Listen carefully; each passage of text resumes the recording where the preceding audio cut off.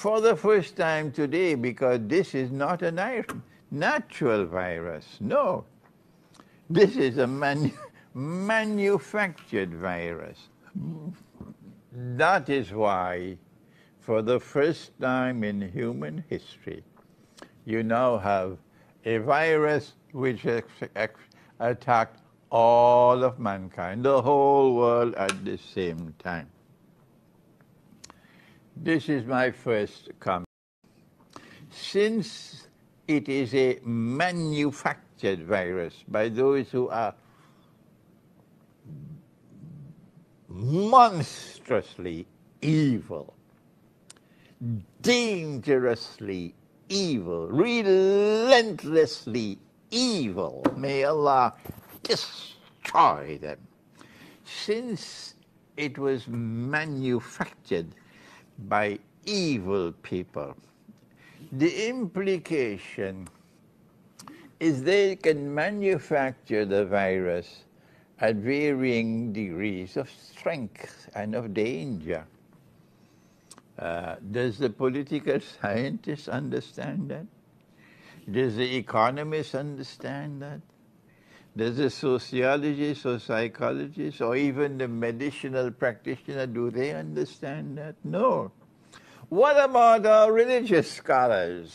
What about those who believe in the Quran and who have Muhammad alayhi salatu wasalam as their teacher, their guide, their prophet? Do they understand that? Our scholars should have realized by now that this virus was manufactured to last a long, long time. Maybe the virus will remain with us for a few years. We are almost 1 year now, almost 1 year. Maybe it'll last for a few years. Could this be natural? Or is this something designed by those who are our enemies and the enemies of mankind? Will you not think in the house of Allah, in the masjid? Are you going to enforce the law, or you must put on a face mask to perform the salat? Well, let me tell you, that is bid'ah. If you don't know it, let me tell you, that is bid'ah. To establish a new law for salat, and that you have to stand 5 feet apart or 3 feet apart, you will never find me conducting a Jum'ah with people sitting 3 feet apart. Alhamdulillah, inshallah, I'll never do that. This attack of the virus is meant to establish a world order which would advance the agenda of control over the whole world. Get everybody to behave the same way, to live the same way.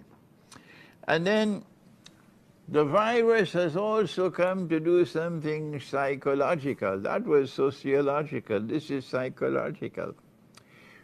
To terrorize you, to get you to become scared, to live with fear in your hearts. And they become as scared as rabbits. And from the time you become scared, you will do everything they ask you to do. You will dance to every tune they play. And so it becomes so much easier for them to control all of mankind in one universal world order. These are some of the kinds of analysis that you will get from Islamic eschatology. The other of the implications of the virus is to weaken your group solidarity. When the month of Ramadan comes, that's the month where we build group solidarity, the solidarity of the community, of the ummah. It is built, it is strengthened in Ramadan. You don't want to fast for the whole day and then break your fast all alone. No, you want to come together. And everybody, the whole family sits together and you break the fast together. It's a wonderful time. It builds memories which last a lifetime. And so Ramadan is for group solidarity. And the virus is to destroy group solidarity and get people to live increasingly isolated lives. And as you break away from group solidarity, no longer you have the Salatul Jum'ah, where everybody come together. And instead you are now living isolated lives. Then, number one, you're no longer a sheep in a flock, so the wolf can come and pick one by one. It's more easy to attack them. Number two, as you're living isolated lives, the mind can be damaged. And people will begin to suffer from mental illnesses, mental dislocation, and so on. And the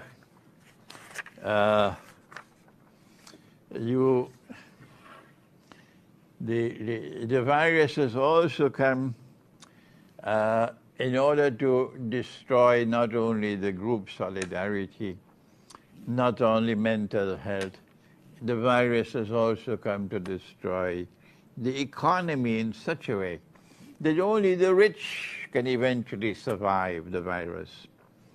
And all the rest will lose their means of livelihood, lose their capacity to maintain themselves, and will be now dependent on others. And when they turn off the tap, there's no more water. So when you are dependent on them with the water, and when anytime they turn off the tap, no water for you, you'll do everything they want you to do. You'll do everything in order to get your water.